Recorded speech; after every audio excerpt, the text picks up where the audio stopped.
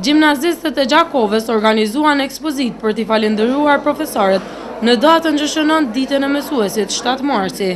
Drejtori për kulturën dhe sport Meriton Ferizi me këtë rast e vlerësoi kontributin e madh të mësimdhënësve në edukimin e gjeneratave të reja. Të rinjtë e kësaj shkolle me këtë ekspozit shprehin dashurinë për jetën, atë dheun, pa i anashkaluar as preokupimet rinore me të cilat përballen gjatë gjithë jetës së përditshme. Jeta rinore është arti i vet, kurse artistët e rinj me ngrohtësinë dhe imagjinatën e tyre po japin gjallëri kësaj feste.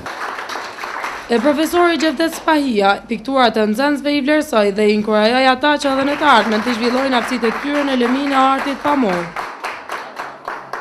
Këtë ekspozit e vlerësoi në anën profesionale mjaft, dhe shkaku se me të vërtet kanë shpalosin vjenjet e tyre dhe kanë tregu disiplinë dhe talent. Për nxënësit më të dalluar u ndan mirënjohje si dhe nga një libër, ndërsa nxënësit që u shpërblyen për punën e tyre premtuan punime dhe angazhime të mëtejme në këtë sferë. Kjo është ndër punimet e mia që quhet vitrazh.